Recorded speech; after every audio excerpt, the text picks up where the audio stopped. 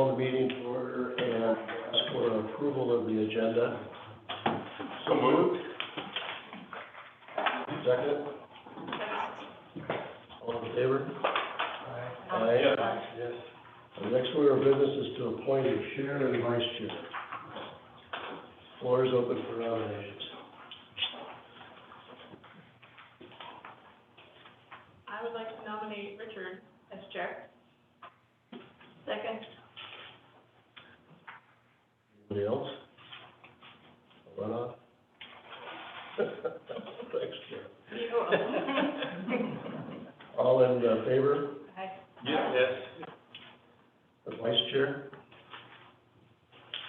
I'll nominate Carolyn. I'll second. Been moved and seconded to nominate Carol as vice chair. All in favor? Yes. Yes. Aye. Okay.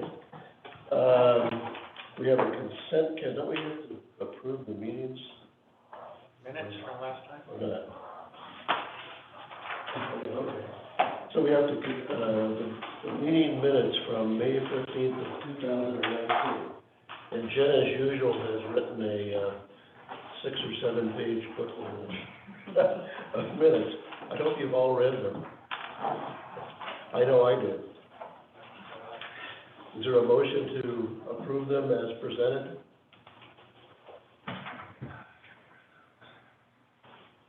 So moved. Second? Second. It's been moved and seconded to approve the Budget Committee meeting minutes of May 15, 2019. All in favor? Yes. Yes. Yes. Opposed? Okay, we've approved the minutes. And now we have a public hearing. State shared revenues. Lori, is that in here? There's a script attached that you can read. You don't read it, I read it? Yes, you read it. It's attached to the agenda. It's after the minutes or before the minutes? After. So it's the one that's entitled public hearing? Yes, sir. Okay, public hearing, City of Cannon Beach Budget Committee, May 13, 2020, state revenue sharing. At this time, pursuant to ORS 221-770, I will open the public hearing in order to give the citizens of Cannon Beach the opportunity to comment on the use of state revenue sharing funds in the City of Cannon Beach's budget for fiscal year 2020-2021.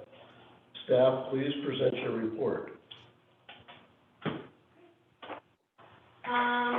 Every year, this is a housekeeping measure that is required by the state of Oregon. In order to receive the state share revenues, we must have a public hearing among this body. I've estimated the revenues here for you that appear in the proposed budget. From highway funds, which are the gas taxes. And you can see from my spreadsheet here, I'm just up at the top, $134,987. What page is that, Lori? It's attached to your agenda. Oh, okay. You see that? Yep. Okay. Right there. So there's several revenue streams that you can see. Go to your tab agenda. Supposed to be in.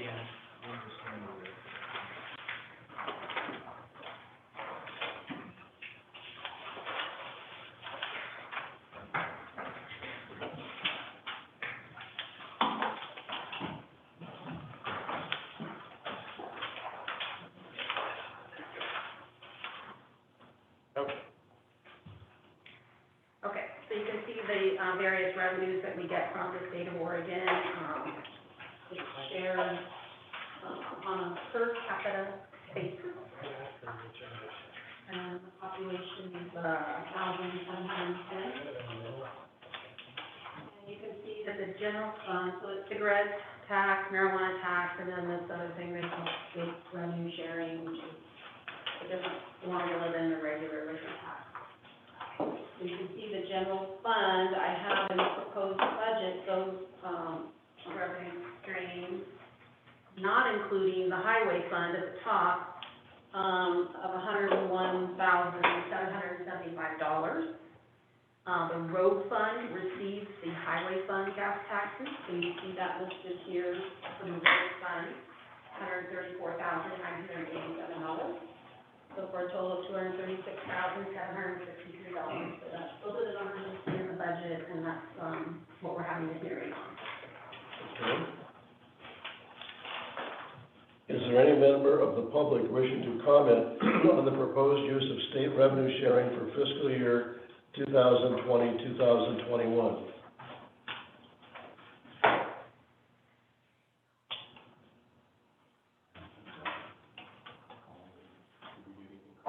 Did we get any public comment at all? Nobody said anything to me, but I would think they said it to No, you all.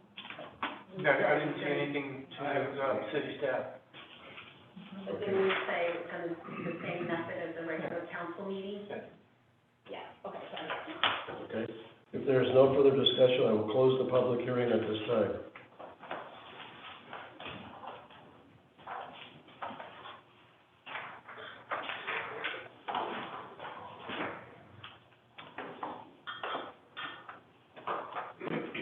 So we've got a separate public comment section here now.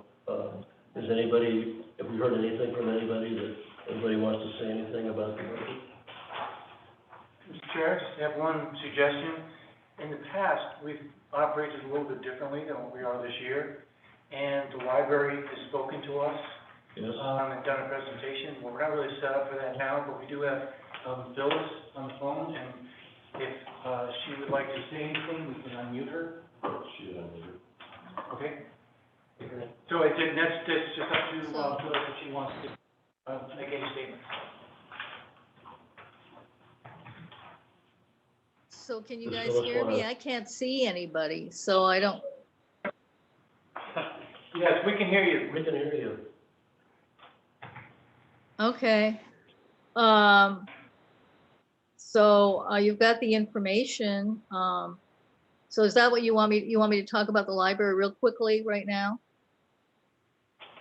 This is your opportunity to do so because don't really have everybody coming in like we used to. Okay. Okay. Yeah, it's gonna be a difficult year for us, the way it is for everybody. We've had to revise our budget. We've had to cancel our May, Memorial Day, rare and old book sale. We're probably gonna have to cancel the 4th of July book sale. We're not sure, but, if anything, it would be provided in a really abbreviated format.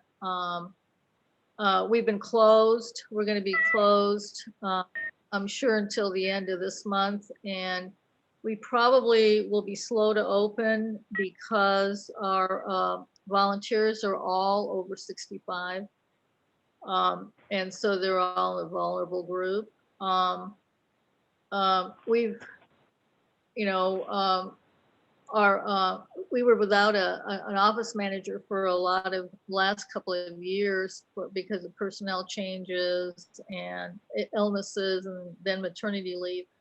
But we have somebody who's we think is really good. We want to keep her, and I think we're going to have to increase her hours to make up for not having as many volunteers willing to come in and work because of their age. So I think it's going to be a difficult year, but we'll get through it. Most of the revenue we get from our books, our used books, we have a book sale room, and most of that revenue comes in the summer. A lot of the revenue for library cards and so.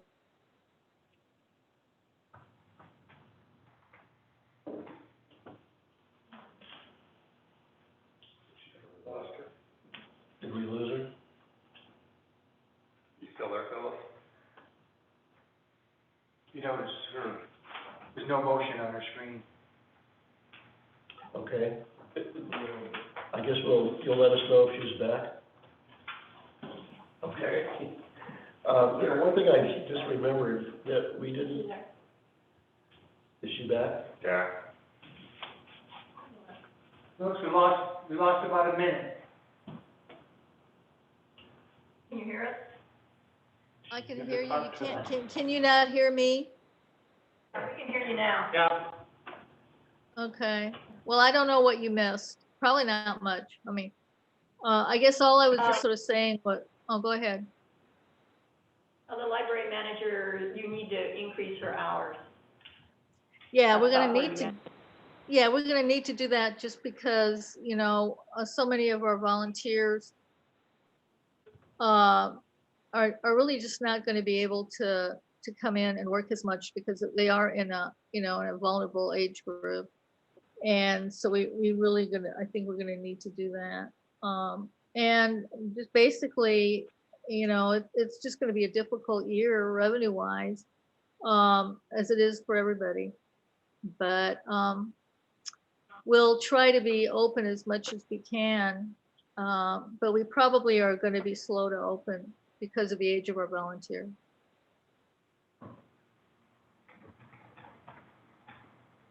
Phyllis, I had a question about, do you have some protocols when you reopen about face masks, things like that? Yeah, we're going to do all of that.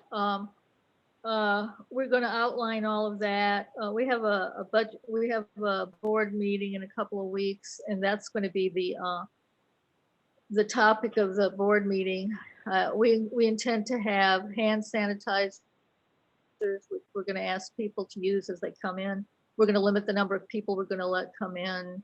We'll ask for face masks. All of our volunteers will be wearing face masks. And we're probably going to put marks on the floor to make sure that when people are checking out books or checking in books, that they stay 6 feet apart. It's kind of difficult, there's not a lot of room in that building. It's a small space. But we'll just, like I said, we'll just do the best we can. But we'll have definite protocols, try to keep everybody as safe as we possibly can. It's really difficult because we don't know, when we get books in, we're going to have to wipe them down. I'm going to look into UV lights and see if that might be something we can do with the books to decontaminate them when they come in. But right now, the people that are coming in are just sort of doing the bare bones to keep everything going, and they wear masks, they wipe everything down. So we're just trying to, like everybody else, we're just going to try to do it safely.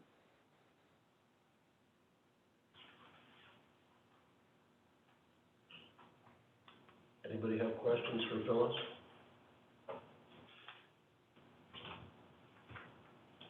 Anything else, Phyllis? Not that I can think of. I wish I could see you guys, but I figure after this last year, I'm not taking any chances, so. I think that's smart. All right, well, thank you. Well, thank you guys. I ignored a step to start this meeting. We didn't go around and introduce ourselves. I think we pretty much know everybody here, but do we want to just introduce? I'm Richard Bertolotti. Sharon Clay. Karen Brooks. Jennifer. Oh, Jennifer. Brandon Ogilvy. Robin Risley. Dennis Fidel. Mike Dunfield. Nancy McCarthy. Bruce St. Dennis. Rusty Barrett. Lori Sorry. Marvin Johnston. Okay, thank you. I'm sorry I forgot that. Okay. A couple people behind you. Oh, excuse me. No, I'm just saying you have a new member, Lisa Blaylock, that's on Zoom. She's a Hi. member of the Okay. Is Lisa on the budget committee? Alicia, yes, she is. Alicia? It's just Okay. Jim Osmano's like, All right. I didn't know that, so thank you. yeah, he's welcome. Welcome, Alicia. Hello. Can you see me? We can see you. Okay. I'll be there on Friday in person. Okay, very good. I forgot about you behind me, I'm sorry. Just apartment, we're just, That's okay, but we should know who's here. Pauline Dick. Karen LaFonte, Public Works. Trevor Mount, Public Works.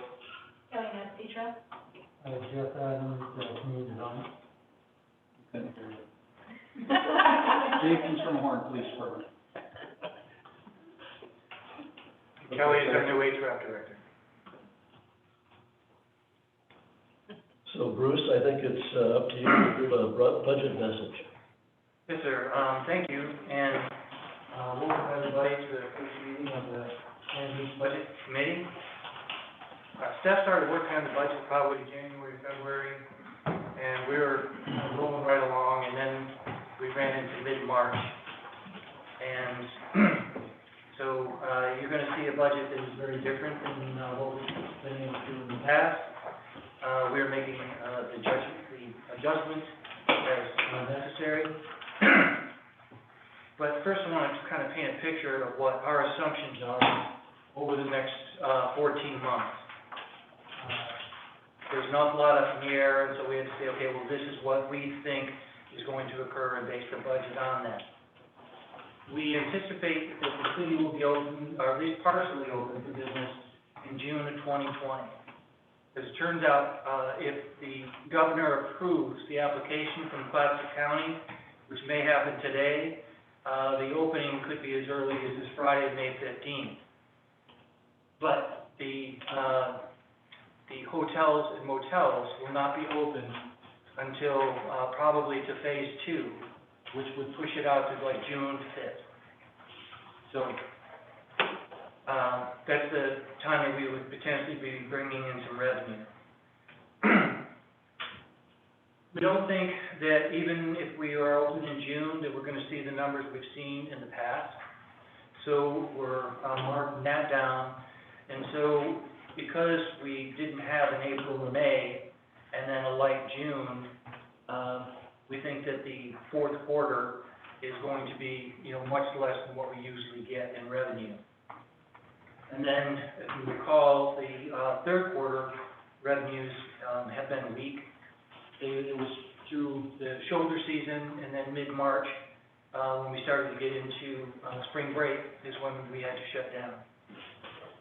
So we're starting out with a diminished beginning fund balance for the 2021 budget.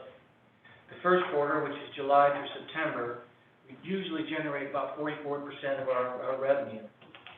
We think that this quarter is going to be somewhat lower than we've seen in previous years, which means the rest of the fiscal year will have less to carry us forward because we generated so much, or more than the 25% that quarter will represent. We're also figuring, we're not being overly optimistic, we're allowing for another bump in COVID-19 cases, which may be a shutdown. It would happen probably in, again, the shoulder season or winter, but, a lot of signs are pointing towards that, so we were not overly optimistic in our projections for the second quarter. So, those are our assumptions. Some may agree, some may not. Does anybody have any comments or questions on what we're basing this on, or concerns? Okay. All right. As I said, we started a budget process earlier on, and it was under very different conditions, one we would call normal times. So we decided to use that as a baseline for what would be what we took out of the budget, essentially, because we put together what we're calling a minimalist budget, and that's adequate to provide our essential services. Plus, there are some other things that we think that are important to the community. Some may think that they're critical, some might not, but we just think that they were important enough to put in. An example would be the community grant. So now, because we have a side-by-side budget, you have the budget that we would have had, and then you have the one that we call minimalist, and that is what's going to become the recommended budget. one of the, I think of the advantages, I've talked to some of my peers, and in other locations, they're assuming the revenues will be relatively close to normal, moving a relatively similar budget to what they've done in the past, but just saying don't spend anything. I'm used to having to have a balanced budget, and we think the revenues are gonna be down, so we're putting our expenditures down, but we kind of have a program as we move forward as to what, if revenues are better than what we had anticipated, then it's like, okay, we've got the list of what's been taken out of the budget. And so now you can look and prioritize and say, yes, we think that this is one of the first things that should go back in. We don't think you need to do that now, but under conditions where we get more revenue than we anticipated, you already have something put together that would let you know what the thoughts were as far as going into the budget previously. As far as what's in the recommended budget, I was very pleased that the Police Guild and the General Employees Union both initiated conversations with the city and said, we understand that things are really, really tough and tough for other people. And so they said we will forego a cost of living increase in this year's budget. They volunteered to do that. And that results in a savings of $150,665. And I greatly respect them for that. I've never seen unions do that, but they feel they're part of the community, and I thought that was great.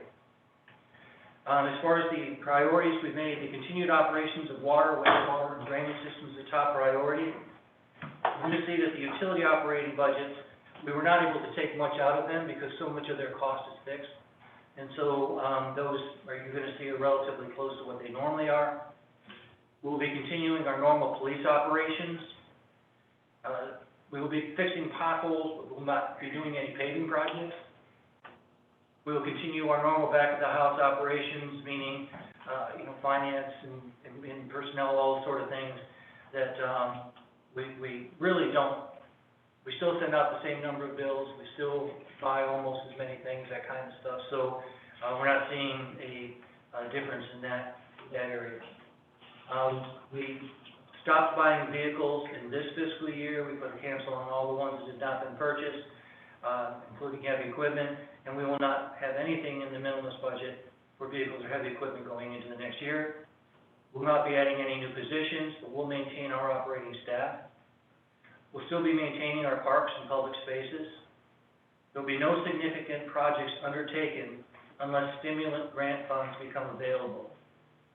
And we're talking about There's two projects that we're recommending in the water department that we move forward with on design. And the total cost is about $200,000.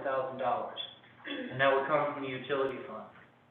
What happened in the Great Recession is that once they were in the mode, not necessarily of giving money out to keep people going, but when it came to the point that it was like, let's get people back to work, all of a sudden they just wanted to do infrastructure projects because it just trickles down throughout the whole community.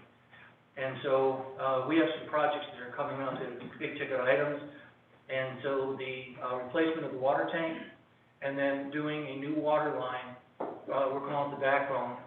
It will go from the south end all the way to the north end. And there's a real benefit to the people that live on the north end because currently we have a water line that goes under the creek, and so the water kind of goes through downtown, and then it goes into the north end. So if anything happens along the way, there's no water going to the north end. So this introduces a line off of 101 that goes right into the north end. So that'll be not necessarily a dedicated line, but at a minimum it'll be redundant, and it'll probably become the primary service line. So those two projects are probably about $9 million. And so if they come forward and say, hey, if you've got a shovel-ready project, we're recommending that we go into the next design phase on those. So it's a gamble to a degree. They're projects that have been recognized that we need to do. So if we do the work and then we don't have stimulus projects don't show up, we've already got the project done. So it's not that it's money that we would have wasted. Community grants continue to be funded at $90,000. Records management program, which has been going well, will be suspended the rest of this year and all of fiscal year 2021. The police station City Hall project is on hold. We retained the Affordable Housing Fund and the fund balance. We just had no projects assigned to it, so it remains available to structure any other concepts that might be considered in the future. The road funds, we have actually been able to reduce the contribution from the general fund by almost $360,000. We reduced it down to $199,000. That's something we've been working towards. And if you recall last year, we talked about the stormwater fund, and we put in, I think it was a $2 a month increase, and we said, well, we'll do it, we wanted to split it into 2 phases, and we talked about doing it in this phase, as part of this budget. So we make the assumption that we will be increasing, as we talked about before. That would generate the $41,573. If the Budget Committee decides to not move forward with that, we would need to replace that $41,500 from the general fund into the road fund. Okay, are there any questions about the minimalist budget? Do you want to get into why you were able to decrease the transfer of the road fund money so much, or should we wait until we get into that? Probably when we get to the road fund, that would be better. That way we will respond. Oh, okay. Any other questions on that, what we're trying to do? Okay, revenue assumptions. Property tax revenues will increase in line with, with the statutory assessment value, or the 3%. And I believe that one's up a very small amount. It was like 1% was the difference. However, due to the conditions that we're facing, we're reducing the collection rate estimate from 94% to 90%. Budget is based on continuing the current room tourism tax rate of 8%. We're assuming that the room occupancy rates will be down for at least the first 2 quarters of 2021. That's reflected in our revenue estimates.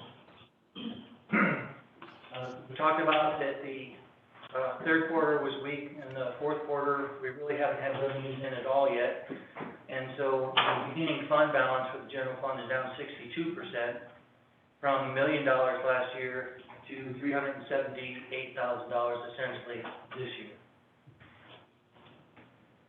Total resources are down 12%, from $6,753,000 to $5,933,000.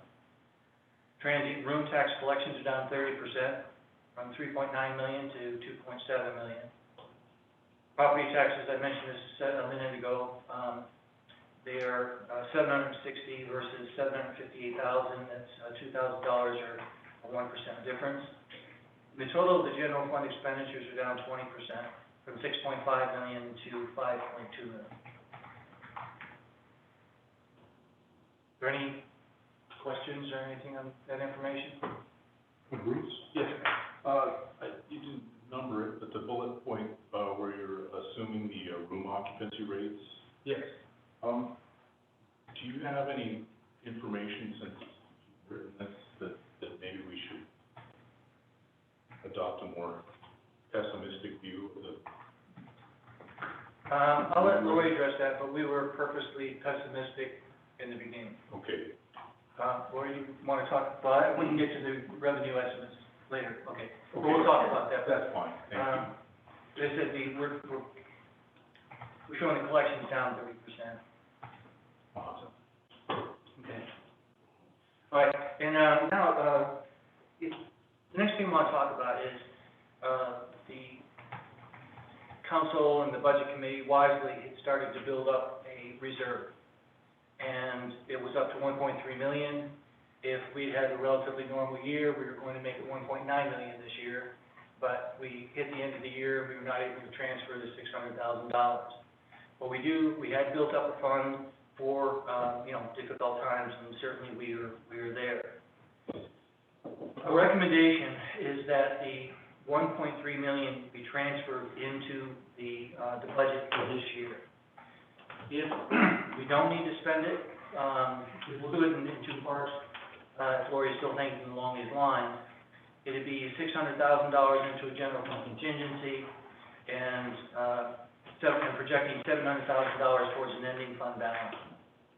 So we were trying to go ahead and protect this some, but in looking at what our situation is going to be, we have some graphs, if you can try and get those up, Rusty, that I'd like Lori to explain. But we're gonna have some times, I mean, we're gonna get some bumps up when we get the property taxes. The 15th of like October 15th, we'll get a bump. July 15th, theoretically, we'll get a bump. We projected our monthly costs essentially over 12 months. And so there's kind of a constant about how much we would be spending as far as the model. So I'd like Lori to go through that.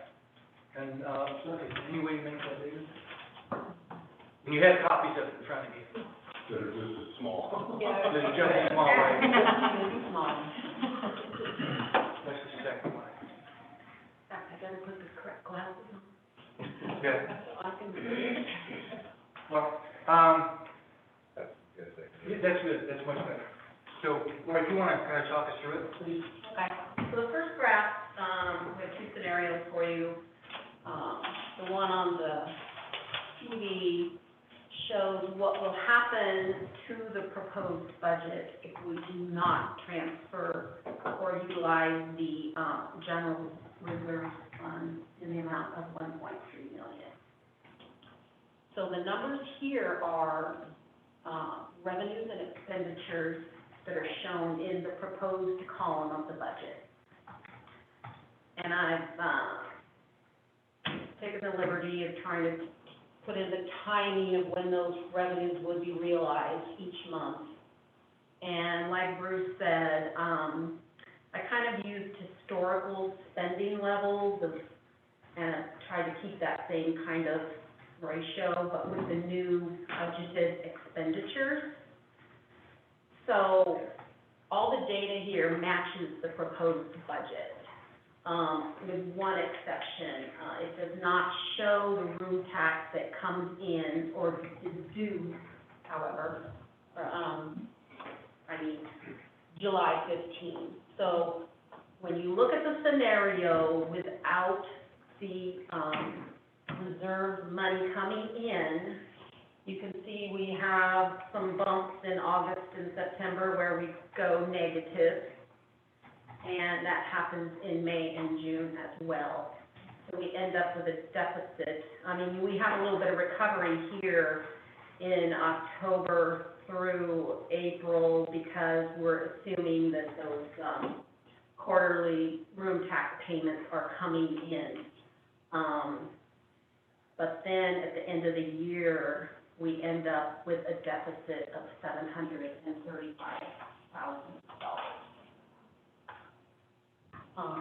If you look at the next graph, this shows utilizing the reserve money of 1.3 million, and we actually stay solvent every month.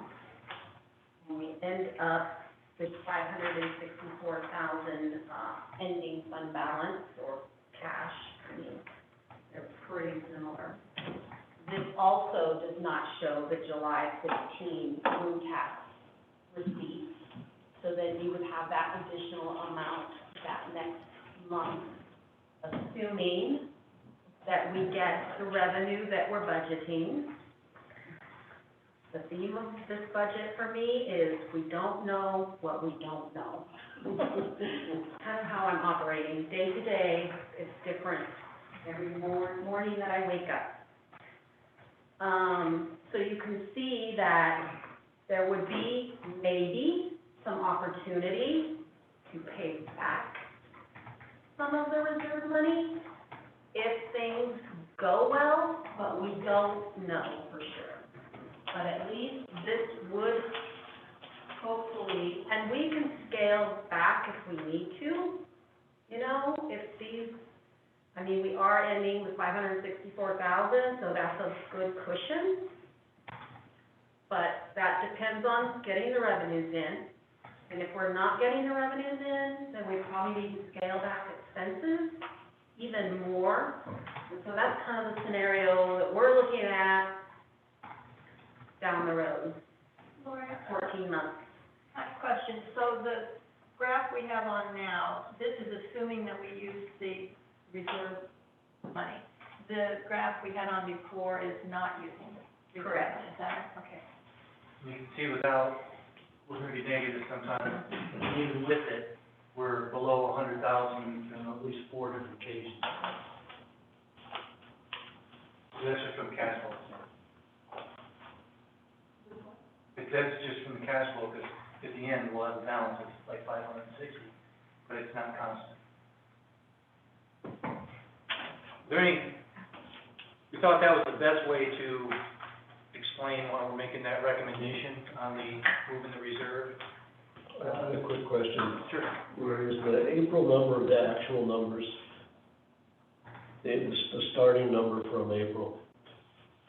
That is correct. Okay. Yes. We had, at the end of March, $1.6 million in our, fund balance. And of course, you know, we're not getting some impact we expected, so that's going quickly.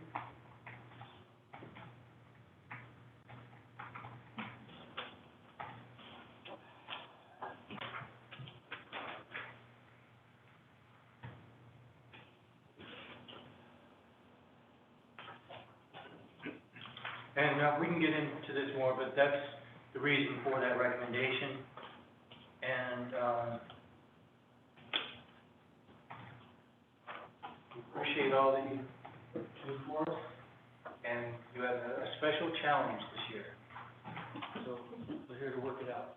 Can I ask a question, Bruce? Sure. On page 3 of the budget message, the fourth from the bottom where it says with this methodology, the general fund reserve will not be a designated funding source for any budgeted expenditure. Is that what we're conveying in this, or No. is conveying that we will be using that for budgeted expenditures? At the time, we were still trying to sort out the numbers at the time the budget message was written, until the conditions have changed based on the new projections, and so we wanted to show those to you now that we had a completed budget to do. So this paragraph would really say it will be used for a designated funding source. That is correct. That was not our intention when we started out. But the intention would be if there is, funds remaining at the end of the year, that we would revert those back to the reserve. If there's, We've adequate funds at the end. If there's $560,000 ending fund balance, I don't know how much we might be able to put over unless things were really on a nice uptick. So we'll have to make that decision later, but the idea is of course, to build the reserve back. and I believe that like the lodging revenue for the current quarter in this analysis, did I get No, that at the end, the end? so for 21 Okay, is not shown here, even though we would have earned it. right. We don't collect it until after the end of the fiscal year. So, but the expected funding that we're going to get from this fourth quarter, which we don't really know how much it's going to be, was that included in your analysis in the inflow? I made an assumption of zero revenue from that quarter. From the fourth quarter, well, however, the second quarter of this calendar year. Correct. So if, 127. That's the amount that we expect to get.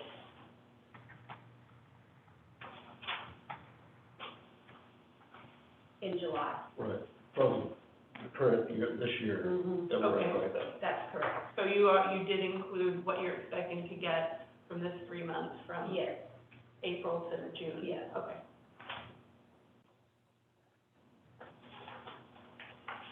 Any other questions? I had one other question. The amount that was granted to the businesses, last night. Mhm. Was that considered in here at all? Cash flow? That was another funding source. That was, the reserve from the, Totally separate fund then? yes, there was no general fund money used in that. Okay. Nor could it be converted to general fund money.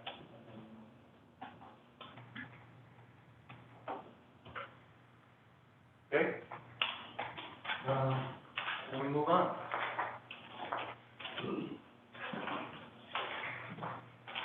Julie, I think you're up. Okay, let's,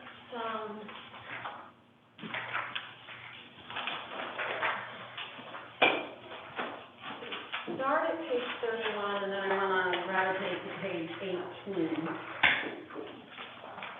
So in our proposed budget, page 31 shows the total budgeted resources for the general. This is very detailed,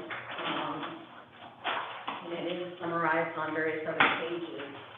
But on page 18, I'm showing the top 10 revenue streams, and I thought I would just talk about those instead of trying to look at all of these different lines, because a lot of these different lines are grouped together and in the logical grouping that I can discuss on how I estimated those.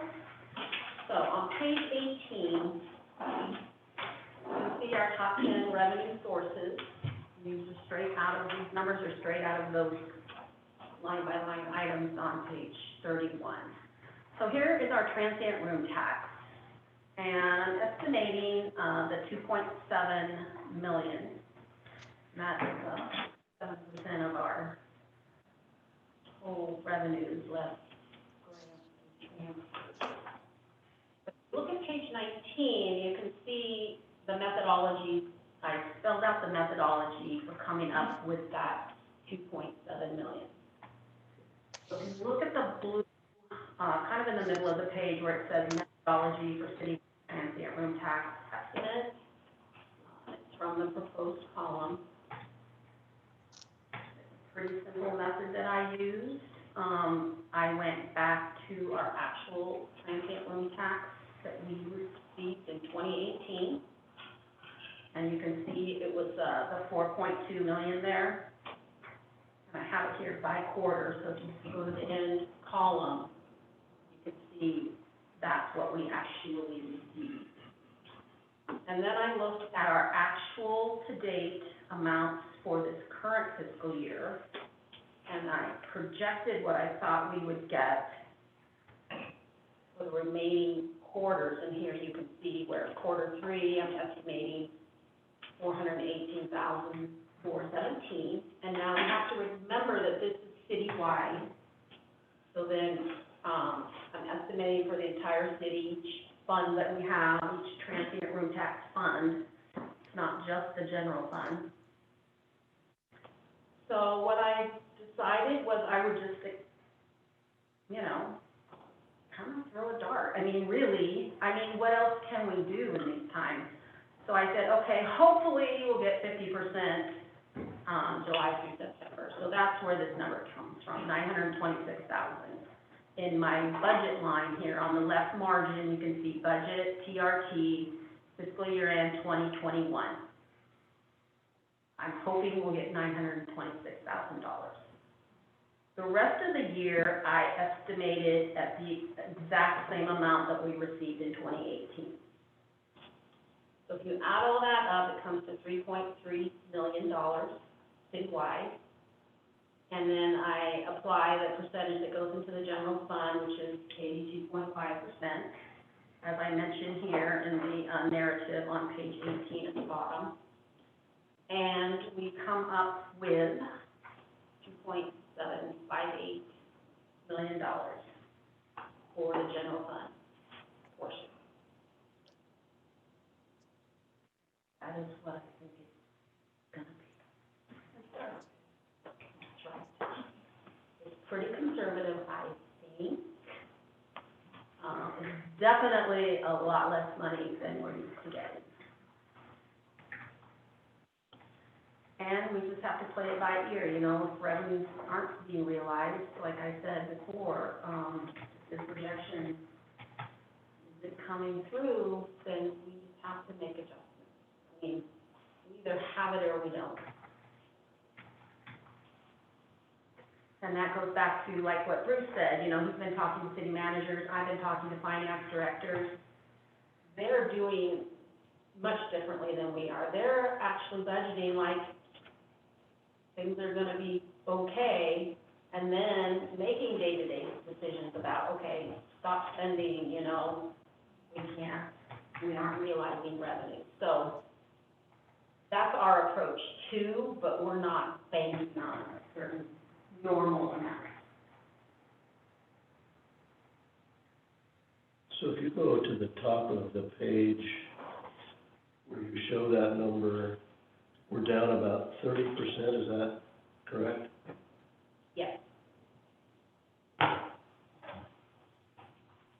From the 2020 budget, Right. yes.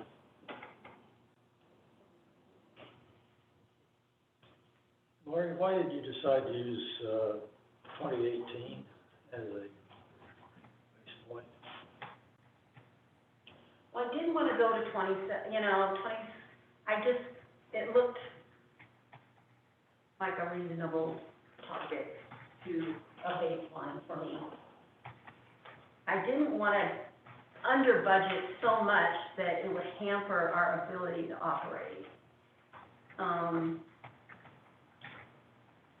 And we were thinking, you know, we got the reserve money, you know, if we didn't get what we thought, at least we have that. It's certainly more conservative than using last year, 2019. Yeah.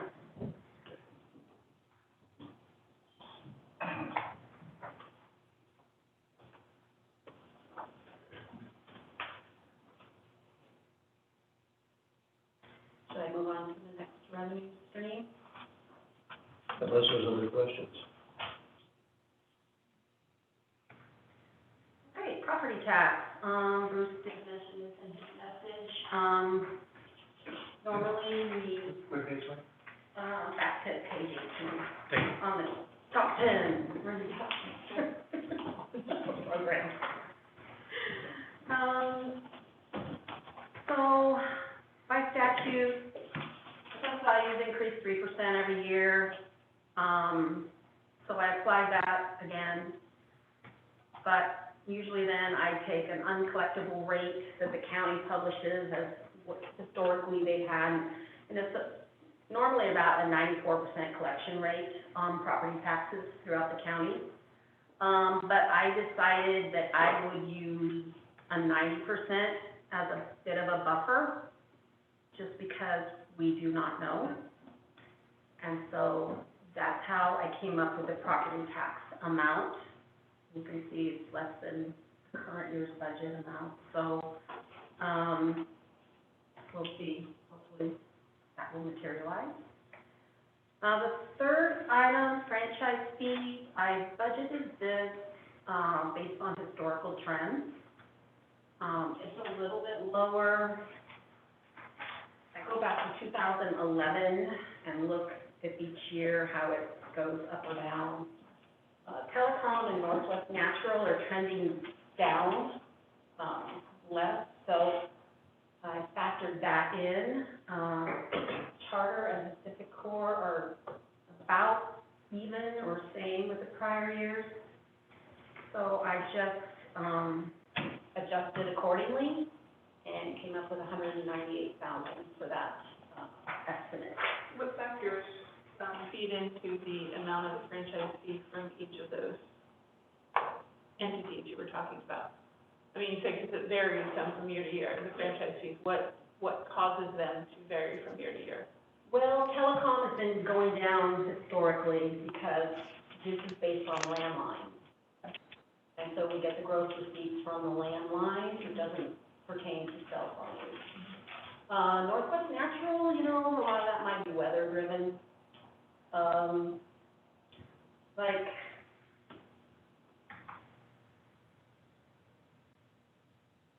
7 to 8 month estimate, or actual was $34,895, I budgeted $34,000. So that's based on the total usage of the community in terms of the? Yes. Okay, Their gross receipts of gas, okay. and we get a percentage of that.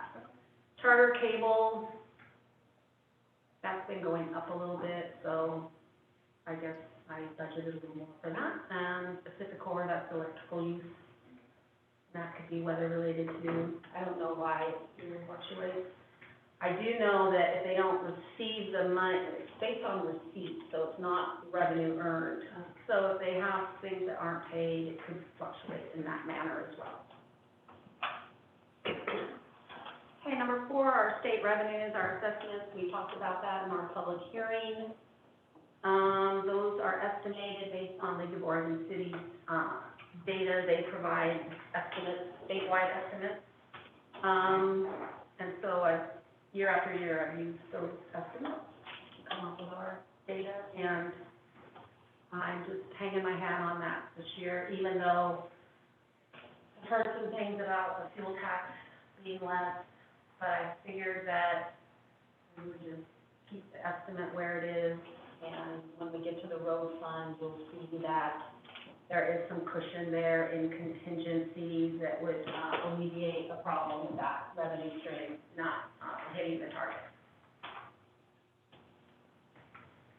Business licenses, again, I based it on historical trends. We get this revenue in July and August. I'm hoping everyone stays in business and pays their licenses, so that's, I didn't reduce that for any kind of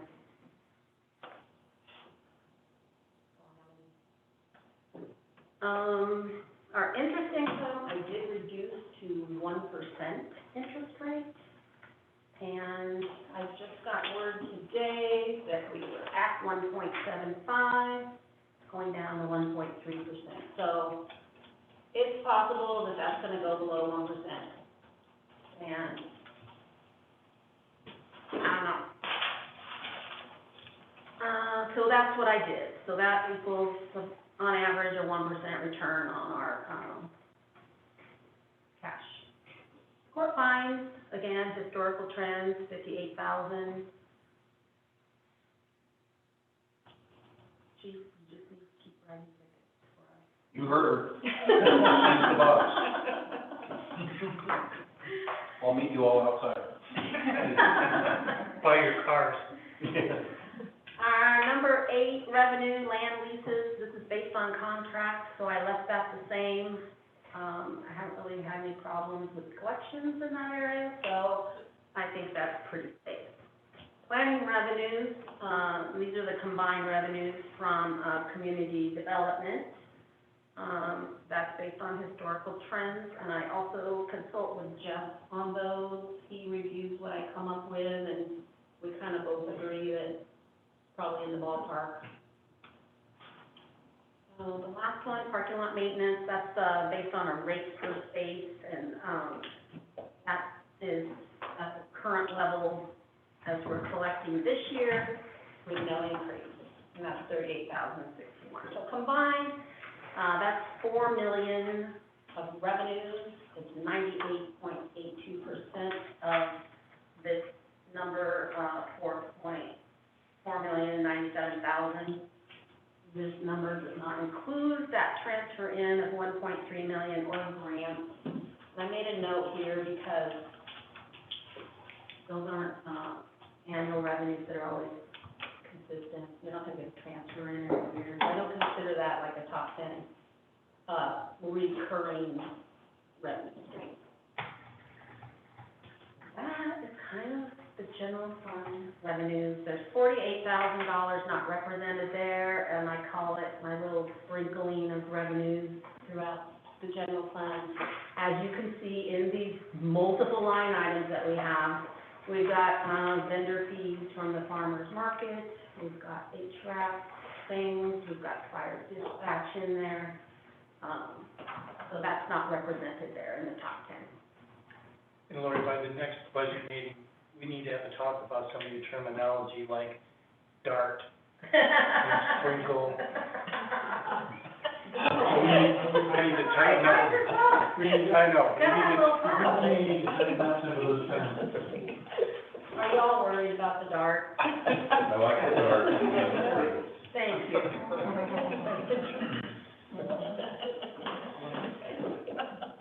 Thanks, Lloyd. Yeah. Then, we have next on the agenda. You want to talk about the general reserve first? Page 48? Not beyond. We sort of already did. Yeah, that's, I think that's been presented, so you let that go. Unless there's any other questions? Nope. Next up is non-departmental, page 46.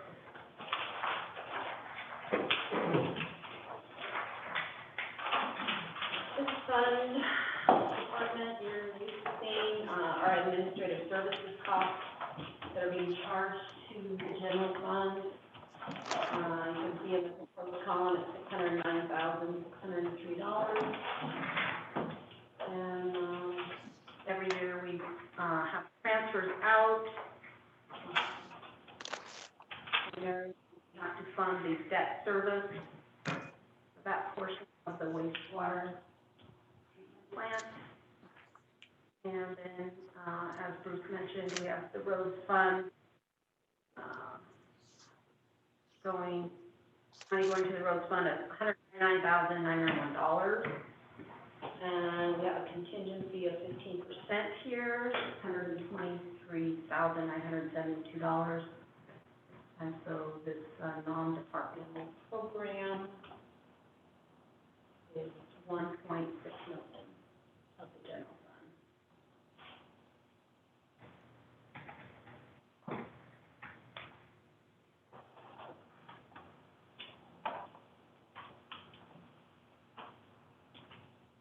Questions? Go ahead and keep moving, huh?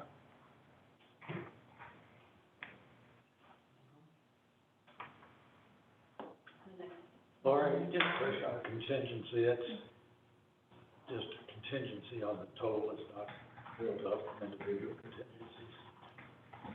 It's an amount set aside in case something was needed and we needed to increase our expenses. I don't see that really occurring. That would be I guess Mike's question, is that on the total, or is it a result of total every? expenditures, Okay. 50% of total expenditures. It's just general fund. Right.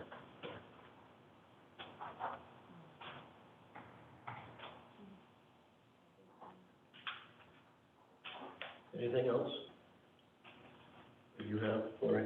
No. So it looks like Jason is on the hot seat now. Yes. So, you guys have a very precarious year ahead of you, but, this may be a very quick budget season, as we're not having to, explain each thing that we're increasing. As you can see in my budget, Can we refer to a page in the budget, 43. 43? Thank you. Thank you. Yeah. So police budget, there are no increases. In fact, the sad thing was this whole year I've been working at not getting any vehicles, that type of thing. I had planned on putting the money towards new radio equipment and also a radio tower repeater that Rick and I have been working on for emergency management services. And so those are put into my if we see any type of revenue coming in budget. But other than that, I have a bare bones budget. The other thing that I've been noticing since this all started is our overtime has gone down to 0, and part of that is that we're almost at full staff. I think Jenny has about 3 weeks left until she's on her own, and so that will help out having to cover that open shift. But since this has happened, myself and Lieutenant have been covering that extra shift to keep the overtime down. So, that's something, you know, when you look at cutting personnel, is that something that's gonna be beneficial or effective? And in all reality, the overtime, budget would be a lot more than paying an officer the minimum wage to, cover a shift. So, that's the big thing we're working on, cutting, keeping down, is the overtime. And it's actually, another thing that Bruce and I have worked on. Each year, they split their overtime. They'll take it as comp time that they can usually use for vacations or build up, or at the end of the year, cash it in. And we've worked with them this year that they're gonna roll it over into next year, so it won't be a big hit at the end of June when those get paid out. And so, certainly something that we're working on for the police. Any questions on the police?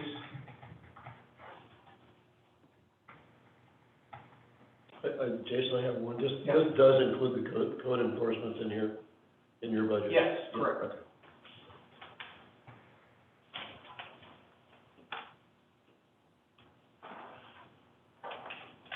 You guys wait. There. We're up until the last presentation. I'm doing my job, sir. The question on the 9/11 dispatch services from Seaside. That will, that's always given to us from Seaside. They do our dispatching during the off hours and for 911, so they have a 911, collection that they get from us, and I think it equates to one dispatcher, when dispatchers pay. And so it will vary each year. Did we get anything this year yet from them? For what they're, They usually raise it 1% to 3%, depending. I don't think they raised it at all last year. yeah. And so it goes back and forth. I know we may see some, more in the future. They are putting up the, tower up at the new school. They're putting a new radio tower up there off the, water tower that will be very beneficial to us, Hamlet, the fire department, for radio communications. And they voted, I think, 2 meetings ago in their council meeting to go forward with it and not ask anybody for money. And so I'm sure we'll see it at some point, but I think that they're being very good to us now to be able to do this and, benefit our radio communications. So, yeah, that's just variable, and it's from Seaside, depending on the cost.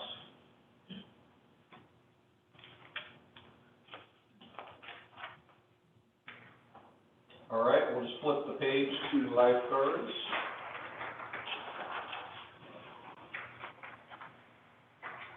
And same with this, no increase, no vehicle. I had been looking at a vehicle for the Lifeguards because theirs obviously spends a lot of time on the beach, and the 4-wheel drive had gone out on it several times.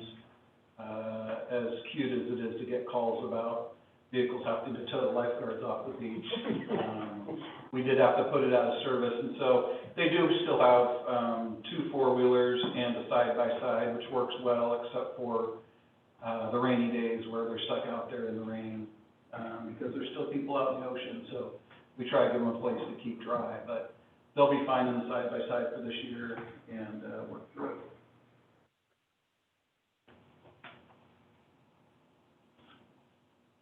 Any questions for Jason? Thank you, Jason. So the bicycle guys in the summer, is the plan still to have them? Yes, we're gonna make them walk, we had to sell all their bikes. I'm kidding. I know.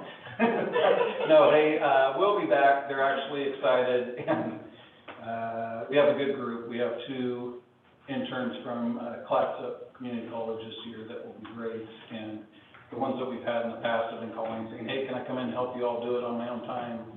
And I said, first of all, there's no parking issues downtown right now. And second of all, we can't have you here and not pay you if something were to happen.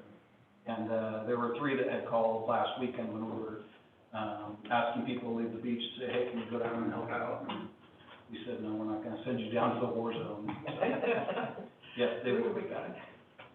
It may be late, depending on what the downtown's looking like, once we start seeing some issues, but they're ready. I think we all appreciate that the union, came forward with the Definitely. And, I think we're all appreciative of that. Yes, no, I was very happy and proud of the team for doing that, because in all reality, they're looking out for each other. And we have such a great police department where they're like family, you know, and they do look out for each other. And it wasn't even a question when they had brought it up, so, yeah. The other departments are laughing at them, but hey. No, I just know a little anecdote, when, general employees were talking, we did have discussion about merit raises. And out of all of them, only 4 of them were eligible for merit raises next year. And so I said, you know what, that's okay with everything else that's going on, we'll do that. And within a half hour, I got an email and a call from 2 of the 4 that said that if it would help, they would forego the merit raise this year. There was good camaraderie in the staff watching out for each other. Jason gave up his, we didn't give it up, Blackhawk. Yes. Oh, we didn't mention that. Oh, yeah. Good thing. He gave me a budget cover with Blackhawk on it. So I guess we're up for Rick? Sure. Yeah. Rick, is this Rick's first budget presentation? I don't know what budget page I fall on in there. 45.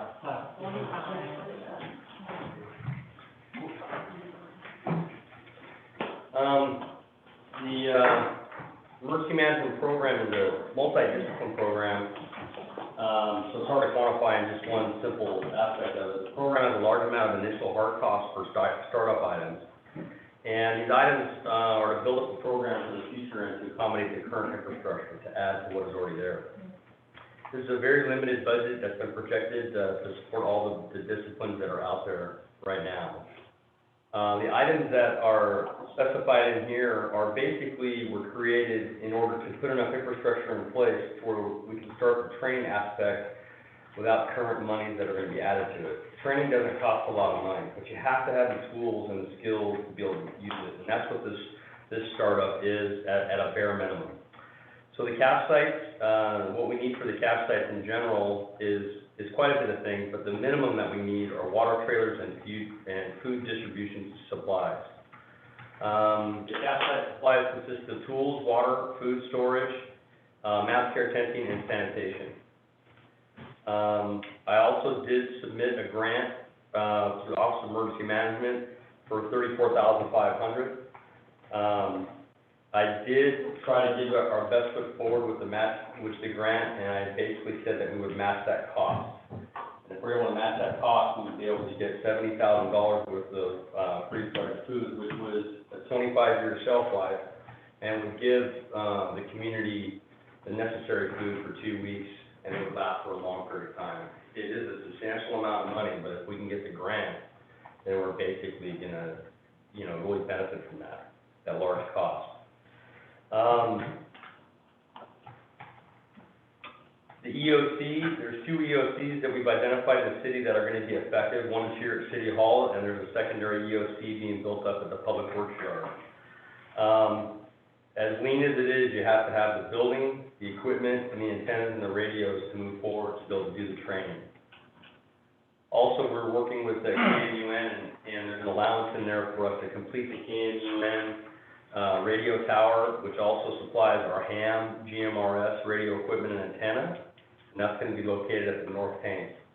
We switched gears mid-year this year when we were starting a new site, and we went back to the previous site that had good prospects, but also had infrastructure already currently built into it. So we want to make sure we don't lose that value of what we did in the past, and we were able to make that work, and we're doing quite well with moving that project ahead of us.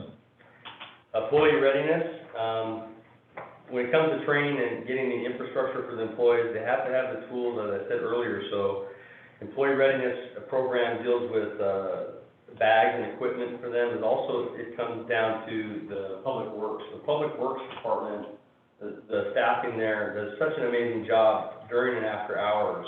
And one thing that I realized working with them is that they've used their cell phones quite effectively over the past years. And the bad thing is, if the cell systems go down, what they're currently used to working effectively is going to go back to the radio systems. Well, they have an old radio system, And those old radios essentially have not been maintained over the years, and they're probably well over a decade old. So part of the employee readiness was to re-outfit just the portable radios for the public work division. All of their radios that are currently in their vehicles are working fine, and that probably has to do with the fact that they don't have battery systems with that are rechargeable. And so that's gonna be part of the employee readiness, is to support that. The response teams that we have in the city are all volunteers, and are the CERT, MRC, and DART teams. And it's really important that we maintain their volunteer status, and the key is to give them tools and skills to be able to do it. They're volunteering their time, we need to make sure we supply them with equipment. The budget that I presented is just the beginning, first step of having a really bolstered, sustainable emergency management program. It is kind of a drop in the bucket, but when you talk about programs like this, it really comes down to that insurance policy that you kept paying for, and all of a sudden you need it. You can't get this stuff here fast enough if it's not in place. So this is just the beginning, and if we can maintain what was started well over a decade ago, I think we'll have a pretty good program. And we'll have it done as efficiently and as cost effectively as possible. Any questions?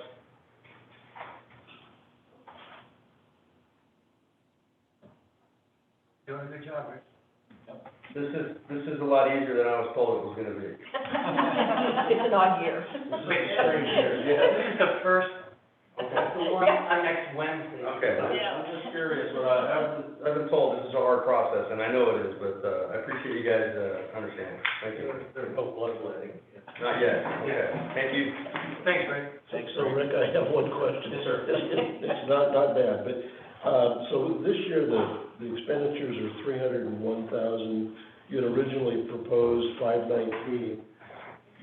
Looking forward, what's the annual budget, what should the annual budget be for? That's a really good question, Richard. The interesting thing about the budget of building a program like this is really this is a 3-year build-up program.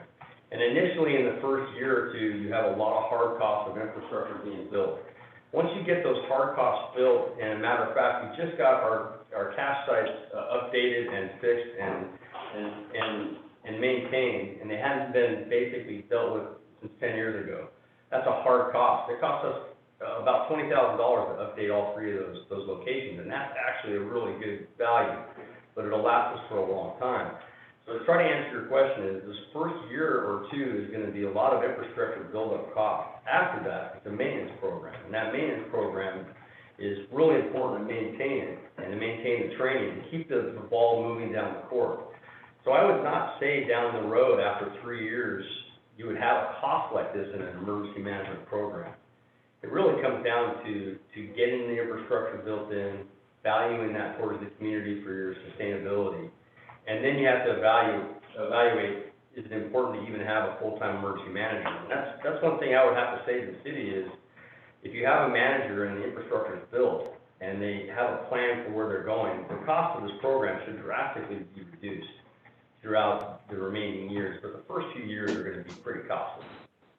So, I don't have a great number on it. We cut out all kinds of vehicles and expenditures, and I was gonna buy Jason a Blackhawk.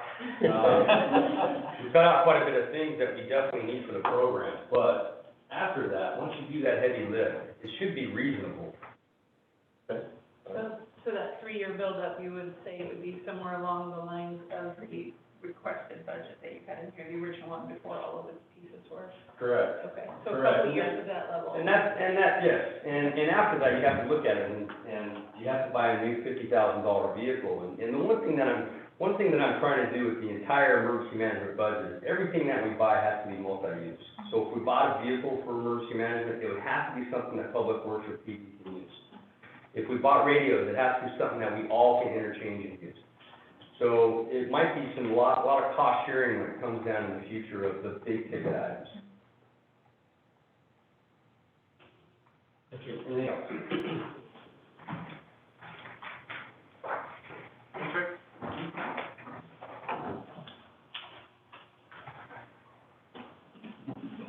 Yeah, thanks a lot.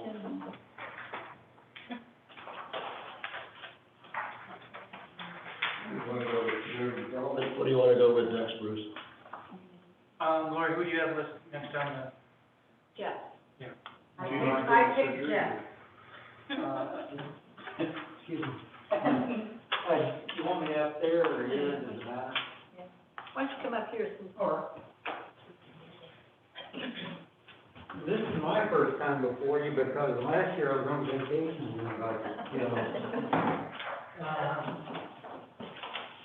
and I like being put after police and emergency management because my budget looks like, a day's lunch.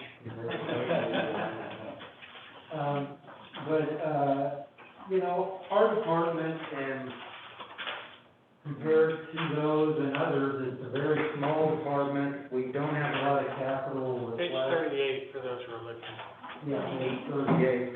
That's for the community development. Now, we also do buildings, and then affordable housing is also part of it. But as part of that, you'll see, we just completed the project management grading, and so that's a big accomplishment for our department and for the city. But with that, we have an appeal, and so it shows the fluidity of such a small department. We have a lot of legal costs as part of our department, and we are expecting, or we were wanting to do some big projects like visioning and the comprehensive plan amendment. And what we've done is pull back on all of those, and with that, that's almost a third of our budget that we're pulling back on. And so, we're still looking to do the transportation system plan this year.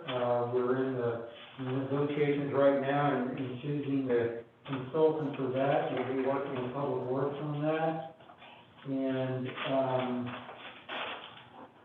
like I said, we bought a plotter last year, and that's big news for us. And we saved for 3 years for that, and got a plotter, and do some nice mapping. We hope to get out in a new vehicle or in the coming year, or figure out something for him, for a building official to have a car that works. But that's really it. We're not really looking for any other changes, and I'm happy to answer any questions. And building department is on page 61, if you want to look at that. 61 through 63, and then the affordable housing is right after that. I'm happy to discuss, speaking of fluidity, the building department and the building officials. Astoria is trying to hire a building official. Currently, I know that Manzanita's been trying to hire one. So it is a difficult position to keep filled, and that's in any place I've ever worked. It's one of the most difficult. Building officials are aging out across the nation, and they're really desperate to find some qualified individuals in that area. And we're lucky to have Alton. Alton's been working for Astoria. He's worked for Manzanita and Astoria almost as much as he's worked here. And that is shown in the revenue that we pulled in. We've completed, updated both of those contracts over the last few months, and we'll be getting even a bump in some of those revenues, we believe, for a time period. Yet, without him, he is at that phase in his career where he's considering aging out himself, and that brings that level of fluidity to that position. And so, both on the revenue side and what we're bringing in, as far as development projects, I've been inundated with projects, even through the COVID crisis. We're as busy as we've ever been. We hear rumors that there's going to be a downtick because of COVID, but we haven't seen that yet. And we're being stretched, as much as my entire career right now. I think the hardest part of them is our resources. So, I see a lot of people doing smaller projects and wanting to continue to develop properties, and I 3 building projects I live over on Ross Plain. I have 3 ongoing right now, and we don't see an end to that right now. So I'm happy to answer any questions. I wanted to do a PowerPoint, but Rick is, I'm sorry, Jeff is famous for showing up for any meeting with a PowerPoint. We give him a hard time. I want to say that Jeff's done a really good job. The amount of work here for a building official fluctuates quite a bit. And between contracts with Manzanita for his services and also with the city of Astoria, he's filling out his 40 hours. And this is about a 30% increase on Astoria. I just signed it with you today. So he's doing an excellent job balancing and then also making sure that we've got the person that we're leasing out as opposed to us trying to get the service from somebody else. And Alton does a good job for everybody. yeah, Alton and Jill have done a great job. Yep. Did the city get the TSP grant? We did, yes, and we're hiring a consultant now, and that should start And has the scope of the work changed, because I see the amount on that has reduced on the proposed budget here? That is, and it's just because I think it's an interesting way, this is the first time I've worked with this kind of budget system that you all use, where you put the grant money in the budget. That's really a budget that the reason we pulled back a little bit or shown kind of a decrease on that is because of the timing of when it'll hit in the year. So I don't think we'll use it all in that 1 year. So is some of it being used in this year, I believe it's going to probably go into the next. after the year after this year? I have a question about the contingency, requested by department 82,788, and then proposed by the budget office 29,000. Proposed by the budget officer rather than requested by the department. Is that because some of the expenses were reduced there? Maybe vehicle is on there? Say that again. I was assuming it was because the expenses in the proposed lines were less. It's based on a percentage, I don't know if that got adjusted.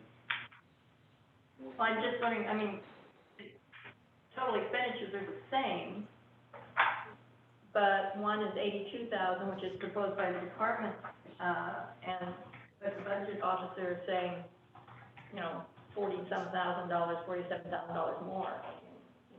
Because contingency is part of the expenditures, and the other expenditures in the proposed column have been reduced, so that increases the contingency amount to balance the budget. So the revenues, the expenditures are the same, that's a balancing. So, and the big difference there, at least what I see, is the new vehicle. Is that correct? And 10,000 is zero. And the $30,000 for the new vehicle is in this year's budget, we just didn't buy it.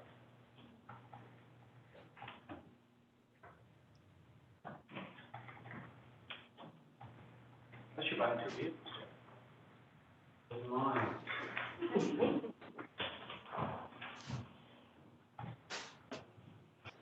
Questions for Jeff? So you're gonna talk about the affordable housing? We have not, other than C-LARC, and that was right when I first arrived, about a year and a half ago, that's the only affordable housing we've seen. We've had quite a few approach, with ideas on affordable housing, but we have not had any, so it's a very difficult, like I said, fluid-wise, we don't know it's there, but we just haven't had any good proposals come forward. We have one that will be coming before the planning commission that is not outright affordable housing, but they are considering that, so I do think we will see more of those, and so, it's collecting there as part of our building department, fees, and so we'll be able to utilize that. So is it continues to get about, looks like $53,000 is the estimate, the revenue from that, is that right? That generates from, so does the city council have any direction? Do we just continue doing it every year and let it build up, or use it for something else? I don't know what that's kind of your call, I think, the city council. Yeah, the idea, until, we didn't know how much it was gonna grow, rate, and whether there would be new, so we didn't know so we were gonna sit on it for a few years to watch it, how it happens. And then we also have a fund that would hopefully be kind of a draw to somebody who has a project idea. When you see that we have a chunk of money that's available for affordable housing. Yeah, it's a grant program that we hope, Lori, I don't think that's a dedicated fund, isn't it? Yeah, there. So we couldn't use it for Right, anything else. right, it has to stay within this fund, and Yeah. Also, within the fund, it's a bit confusing, depending on which type of, building permit is taken out. Single-family housing is more restricted for, what can be used in terms of the funding. And Jeff, maybe you need to clarify what I'm saying, but the commercial building permits offer, greater leeway to what the city can do, but you have to find out where those funds came from in order to do something. So It's not just. so there's restrictions. Going a long way around is it's not just that one big pot of money that we can do something. It's sort of several funds within. So have there been any projects coming out this year? So the CR was, Those are just placeholders, right, for the expenditures? yes. But I guess the one that's listed under 2018-19, that column, that would have been the actual for CR.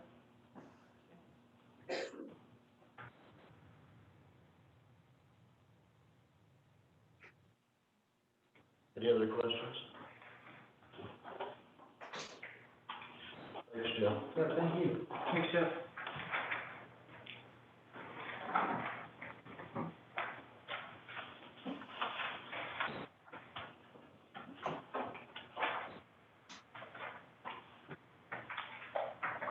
We're gonna talk about, ASAC Rock. Is that next? Sure.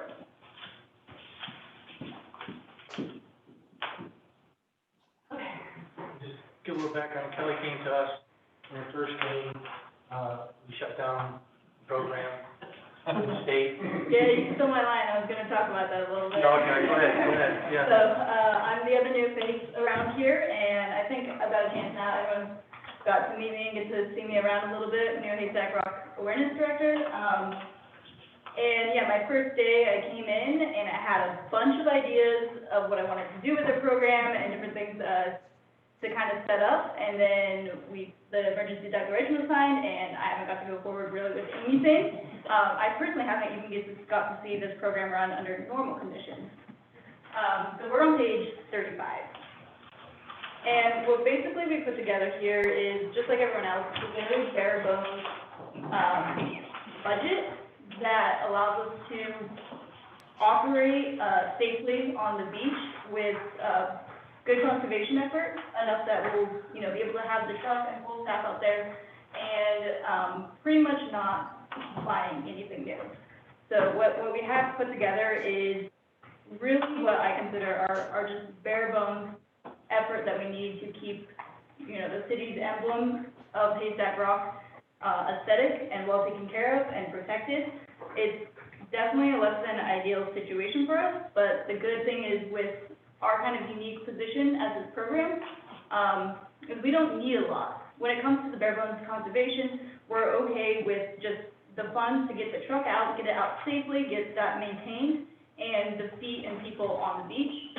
And then we have, our kind of unique position with the city and with Friends of Haystack Rock, as well as with Parks and Fisheries and Wildlife, to be able to work together on things like grants.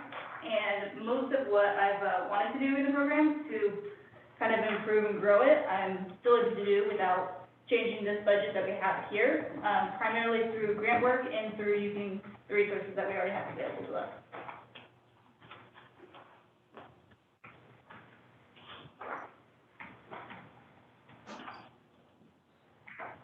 Any questions? Yeah. Kelly has some other amazing skills, and she was very instrumental in helping the Budget Relief Committee pull together all the information so that the committee could work very efficiently based on the spreadsheets and the calculations and statistical analysis and everything else. So, Yeah, we want to do spreadsheets. that's right. I love making spreadsheets. Yeah, we didn't need another PowerPoint person. Well, I don't do PowerPoint, so with our powers combined. Kelly, I do have a question on Yes. the membership program. Yes. So that's just our fees to basically be legally on the beach and to work with Fish and Wildlife. We have to pay our permit fees. All right. So that's why it's fixed. Also, the good innovation last year, the wheelchair program was run out of this building, and it required a staff member to be here. And so it was quite cumbersome. And we worked out something with the surf shop across the street here, where we keep them, the chairs there, and they do the paperwork, everything else, they check them out. It's much better for anybody who's coming into town to use one of the chairs, and we're getting a good relationship with them. And they're actually looking at some things down the road, like, I forgot the name of the surfing program, but it's like wounded veterans kind of thing that they're already involved with down City, I think. And they're also building wheelchairs that ours can go on the beach, theirs will be able to go in the water.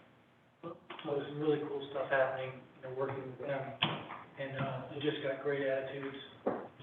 It's been wonderful, so. Great. Thanks, Eric. Thanks, Kelly. So we want to go to back to Lori and Bruce about general fund, building maintenance, community program, municipal court. I nominate Lori. Yeah, that's good. Page 33. Page 33. Page 33, this is the building maintenance fund.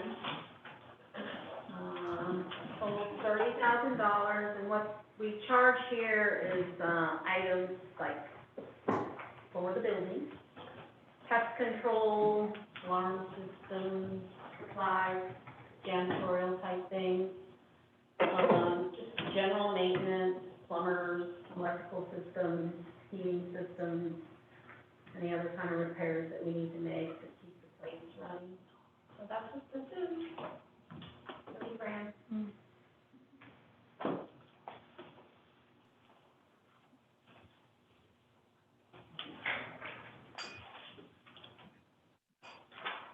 Any questions about the building maintenance? Okay.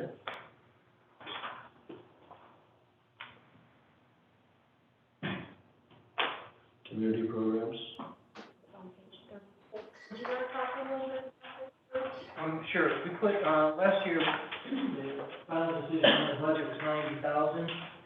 We put $90,000 in again, and, everything's been, everything's been crazy. So we had a bunch of deadlines coming up, through May, and, we've been trying to maintain those. So we have, requests for, we have one less than what we had last year, and for a little less money. I think it was like 196 requests last year, it's 148 this year. So the requests are coming in, the funding level that's recommended is $90,000, and that's going to the Parks and Community Services Committee. at some point.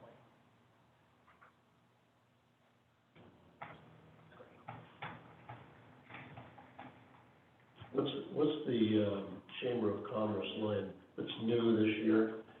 There's 20,000, looks like we didn't have anything in last year's budget, but it says it's contractual, so is that something that we worked out with the chamber on part of the TRT or something, or the visitor center, or? The chamber contract, we have to pay them that amount. If their amount is not, what is it, it's like, Bruce, what did you negotiate with them? We said, they get the full 70% of one of the 1%. And then if it went below that, first year we would give 60,000, the second year 40, the third year 20, and then after that it's whatever comes in. So this year is probably gonna come in low, but we have a cap on how much we have to supplement it. Okay, I understand, okay, thank you. But it goes away after this year. Thank you.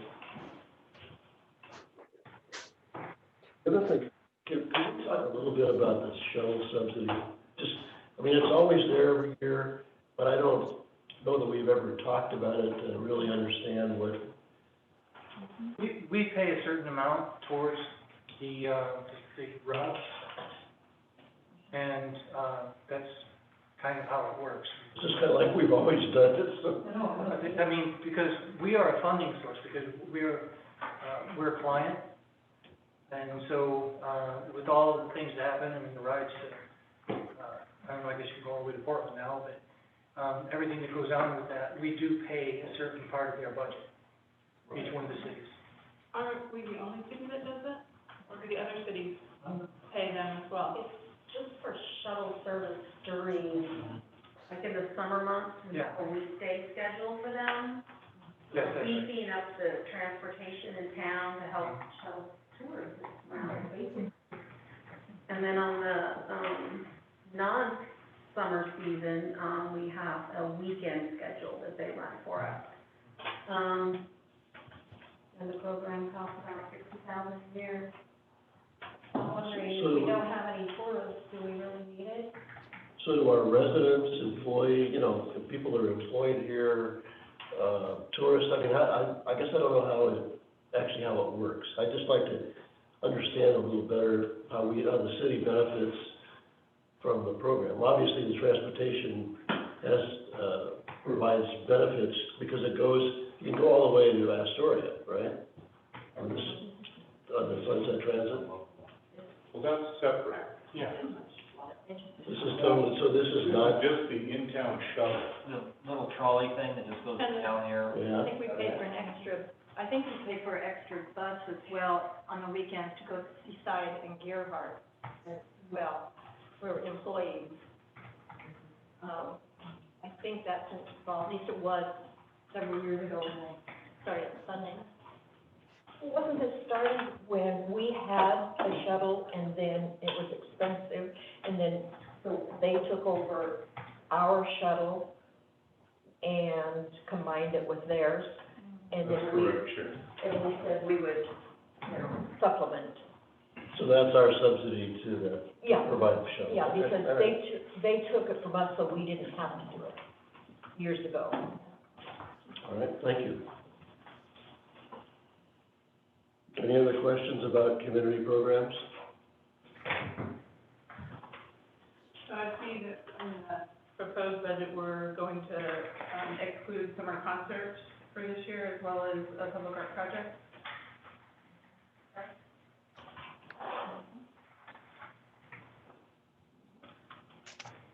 Did we do a summer art project, or, I'm sorry, a public art project this year?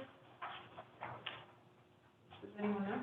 Well, there was a public art project that we were talking about was the Beachville, sculpture, and, that's running into some delays. It's going to be paid for out of TLT funds, so it's shown, but it was going to be paid from tourism funds.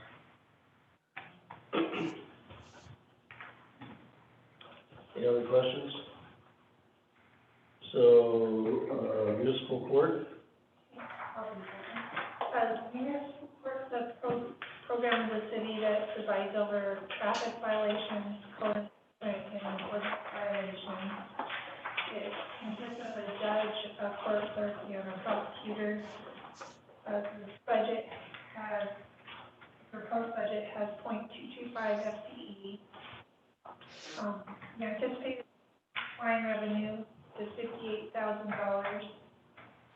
And the budgeted expenses just include personnel services, office, postage, phone dues, training, and, municipal judge and legal services for the prosecutor. And this, the court fines revenue usually does cover the cost of the program, and this year's proposed budget is for $43,797.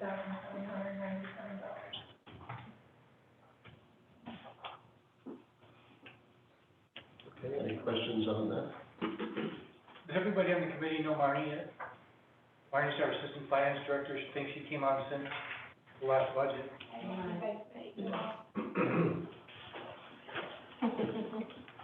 So has there been a change in personnel with this program? I see that the insurance expenses went up considerably. Is it a new person or? It's a new person, yes. Okay.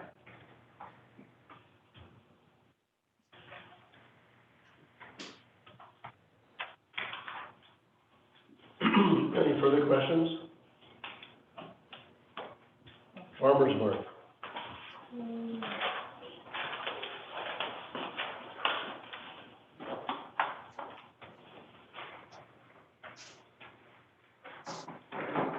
Hello. Hi, everyone.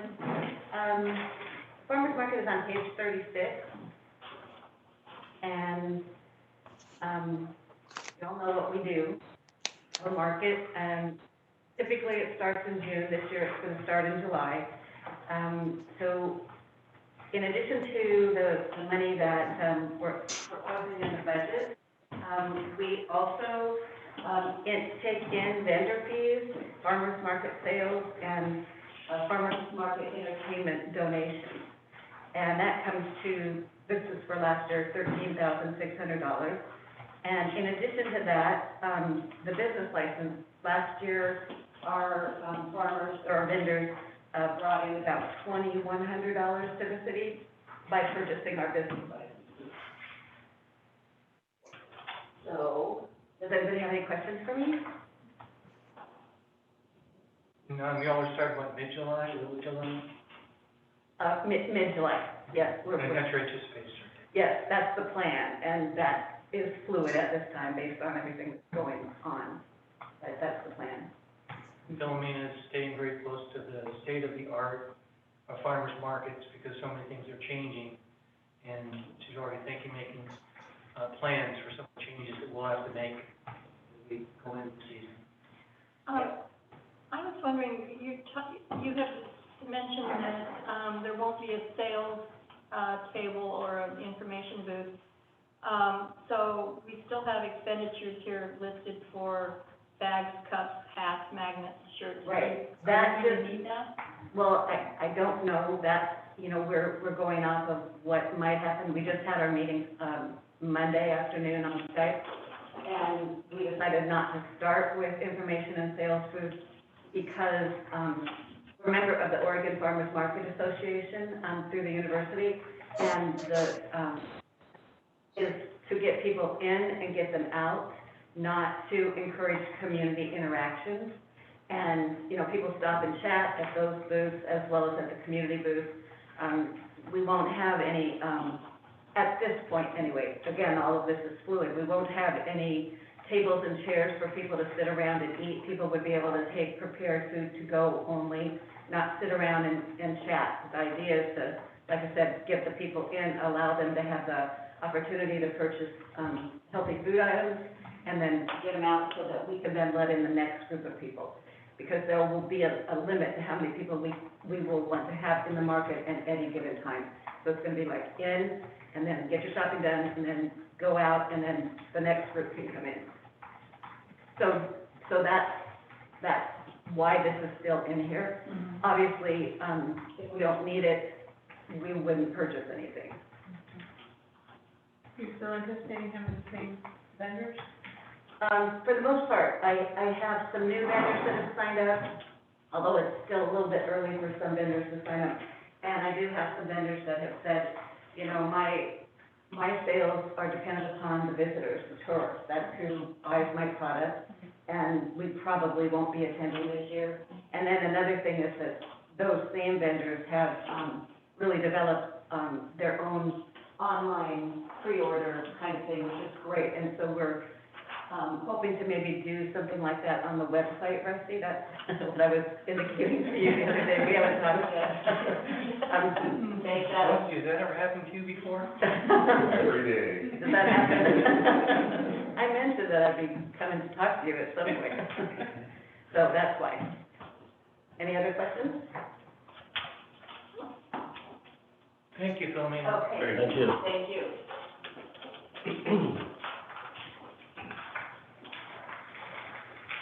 So Bruce, you want to talk about TAF, TRT? Yes, what will be those? 52,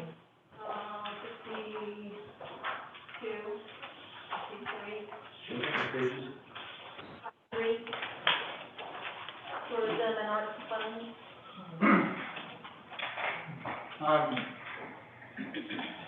Tourism and arts funds has become very interesting.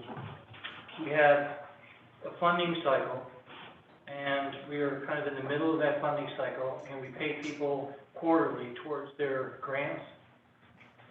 And what happened with, in mid-March is, one event was going on and got canceled. Others have made the determination that they're not going to do their event. Some have said we're gonna reschedule, but we don't know when. So, we feel that we have an obligation to pay the folks that did their event, whatever they were supposed to get, and people that spent money in good faith to refund them. But if we paid you half, and we owe you for the third quarter and the fourth quarter, and you're not gonna do your event, then we won't pay you that money. If we gave you money and you spent half of it, then you owe us the other half back. So we're working on that. It's very convoluted, and we're having to,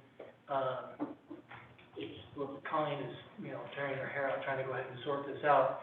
But hopefully, we're gonna get some money back. But when we're saying that we're trying to make sure that people stay whole, we're trying to find out what that number is likely to be, and then what we think might occur with the 70% of the 1% that goes in here, and then we may have to use some of next year's to pay this year's, because normally some of the folks would have gotten paid in the third and the fourth quarter, and we really haven't received much. But in our minds, if you've spent it, we owe it to you, and so we don't have the normal funding source, so we may be going into the next year or so. And how did the business relief grant money come out of this pot? Because this is the pot it came from, correct? It could be, the pot that it came from was their reserve. Is the reserve not reflected on this page?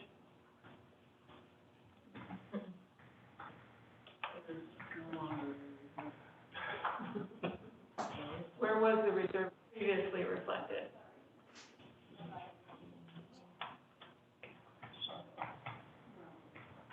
In the adopted budget current year, ending fund balance of $213,000. That's understated because the beginning fund balance came in higher, so there was more money there. And so that's why when we go into the proposed budget here, where it's got the unrestricted fund balance, the beginning balance is 0. I mean, if we had not used that for the business relief fund, that would have been carried forward. Okay. So that's why it's 0, because of the 302? Okay. Is that? I think that's what I understand. Okay, that makes sense. Yeah. What's the interfund loan for the county? What does that There was mean? also some borrowings from here as well, $102,000 to make payment on the school. We had collected around $300,000 in the first and second quarter. For the county? from the jail fund. Right. So we collected that got us to like 300. And then even before this COVID thing, we wanted to move forward more quickly because we likely wouldn't have had all the funds we needed until July 15th of this year. And so we did a borrowing from the reserve as it was of $102,000, so that now we have enough to move forward with the school purchase. And that would be repaid to the fund by the general fund over 3 years. So does that loan show up in this, on this page somewhere, the loan that was made to, No. here to the other fund? No, it was made this current year. Okay, so at some point it will show up in Yes, the, in the actual. in the actuals for 2019-20. Yeah. Okay, so that was for the school. Does that, what's the 34,000 for The loan repayment. So the county Transient Room Tax Fund is going to pay CAP their first installment on the loan of $34,000. Thank you. And it's prepayment?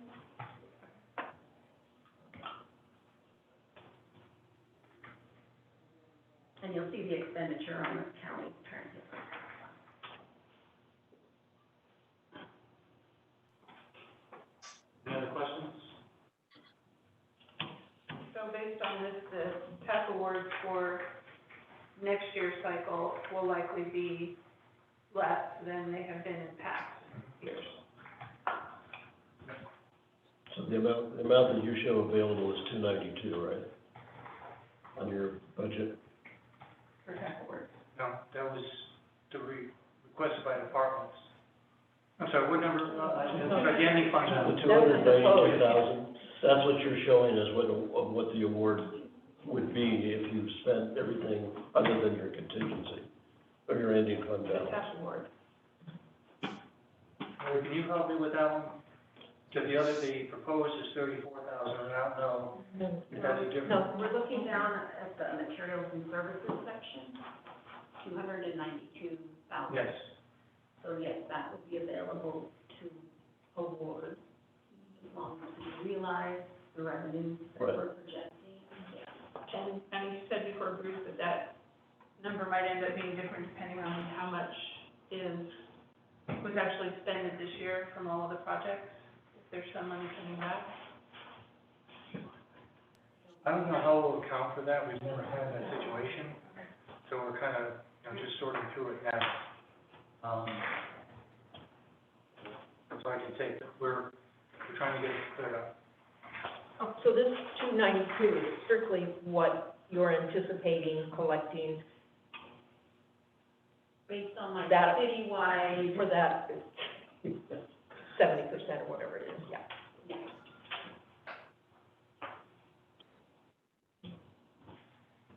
Any other questions on the Tourism Arts Fund? Bruce, I just want to try and jog my memory a little bit better. So we have given the applicants a bit of time in order to apply for the tour grants, correct? We held it off until July 15th, to start the program. Yes. And so will their applications be due by then? Tony, do you remember? The first Wednesday in July, that's the first, I think. We moved it from the first Wednesday in May to the first Wednesday of July. I think at your May 5th meeting. And that's, what was happening with the money in the budget. And we should still be able to, do the review for the Tourism and Arts Commission to do their review and interviews and present to you the work session, and also present to you for an adoption, and still be able, in time, to still make the first payment, which would be November. Okay, Because they start in November and it's quarterly.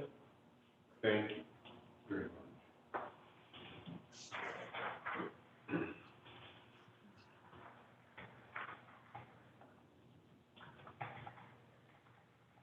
Any other questions on Tourism and Arts Fund? I think the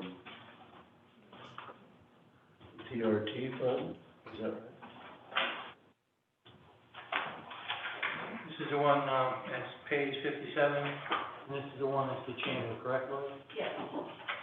And you can see, this year we projected, it was like 416, 420, and they get 100%, 70%, which this year we're projecting to be just under 300,000. Plus the 20 in the other account. And the 20 account is because this number does not reach the level that's in the contract with them? Yeah, I think the number was like 450 or 480 or something like that. Yeah.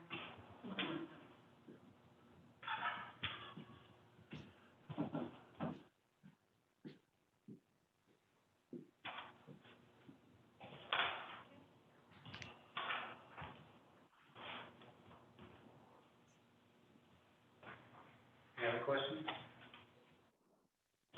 So the 292, will be given to the chamber for tourism promotion? Is that correct? And to operate the visitor center. Right, okay. But it's all essentially, committed to them for that purpose? Yes, one of the 70% is committed to them entirely. Right, okay. Any other questions on this?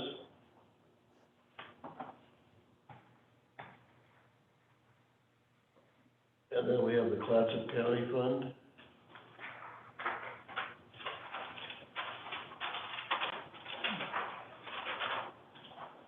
Yeah, and this is 70% of their collections. I'm sorry, it's 70%, and then they give us the amount that is collected, the 30%, the 70%. They keep the 30% for the jail, they give us the 70% back for what we generate here. And, this is, there's not been an official action, but we've kind of always looked at this as a funding source for Kennedy Beach Elementary. So, in saying that, it's just that we've never allocated it to anything else other than that, and we're not even in the planning phase yet. But, so we do have a funding source, available, but I can't say it's dedicated because y'all didn't say it's dedicated. But we haven't thought about any place else to put it. So the purchase of the school would come from this fund, in this proposed budget, or is it something from the current? It's in the current. But we didn't know that when the proposed, or the 2019-20 budget was adopted, so that's why it's not in here yet? Okay. Status of the school purchase, are we close? Yeah, we are close. The legal things that needed to be taken care of, our Ashley's firm has been handling those. Part of the contract was they had to give us a bunch of information about the building, anything they found, and they've been a little busy. So we just got that information, and so we'll be reviewing that, and then we'll be talking about trying to, I think that all the boxes will be checked, and we can talk about moving forward.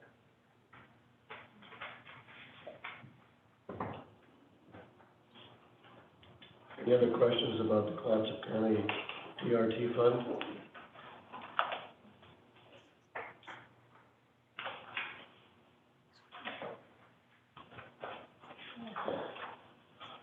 Anything else that you want to present today, Bruce? Looks like we've gone through the agenda, and we have the last item is public comment.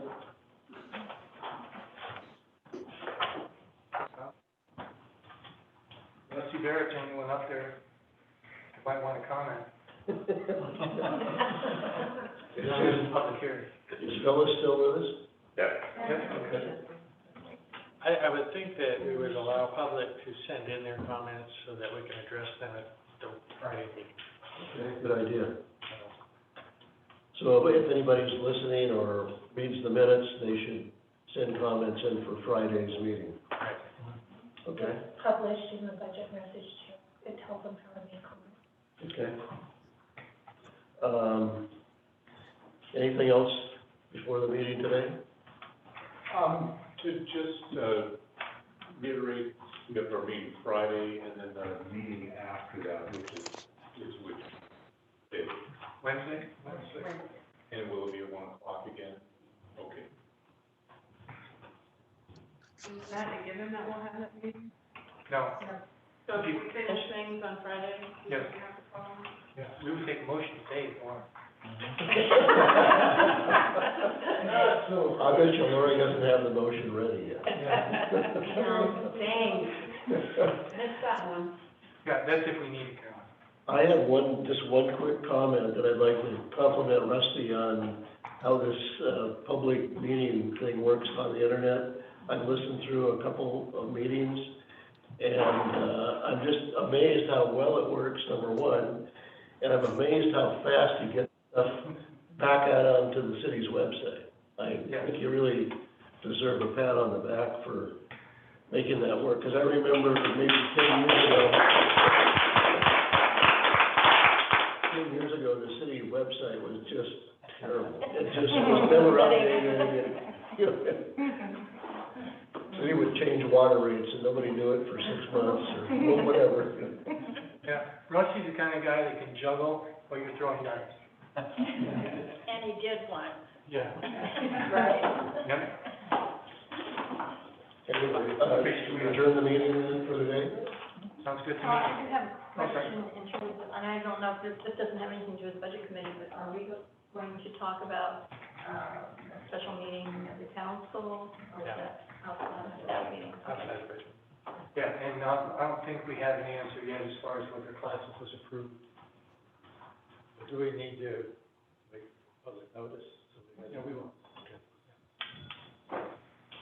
You want it before, like at noon, or you want, starting after the budget? And this is on Friday. Yeah.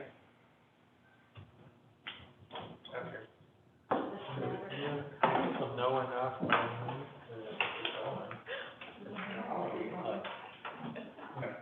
I don't want to start today. I agree with Mike. If afterwards would be better. Okay. It would be hard to pick the time, to notice the time. Well, we could just start the budget meeting after. And then it's a public meeting, so I don't know how you. In the past, and I don't know if we can do that here, in the past, we set it immediately after this meeting. You can do that with exec sessions, I'm not sure Yeah. Well, the other thing we can do, About we can set a special time. meetings, because people might want to call in. Yeah. And we, if we ended, we might have a gap, is what I'm saying, because if we think you're gonna go till 4 or 5, and then we say, and I noticed the meeting for after that, we have to say a time, basically. Yeah. People might not know when to tune in to hear the council meeting, or they might, they might be late. Mhm. So it gets a little fun to juggle it, is all. Can you do it at 1 and delay the start of this, or does that make sense? Shame for him, because people want to not know. I was gonna say, it's been in paper that this is one. Yeah. It would be more effective to put it at noon. I understand, it's my lunchtime too, but, just because then we're set, we only have a certain amount of time. If we have to wait for the budget meeting to finish, it could be long, it could be short. If we say 5 o'clock, I don't mind, I'm just saying that's the issue. Another possibility is if we do a time certain, suppose we say 3 o'clock.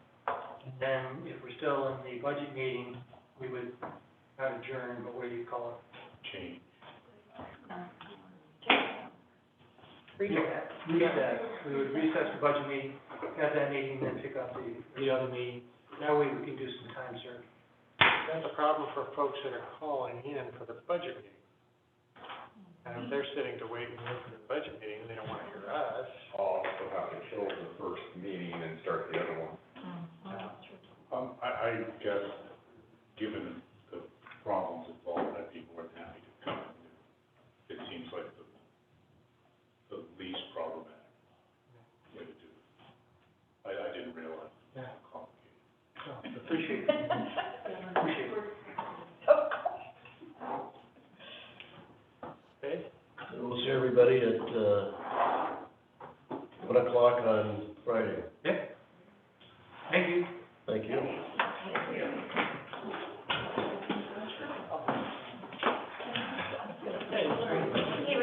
I'm gonna go grab my dinner. Oh, okay, all right. For the council, just for us,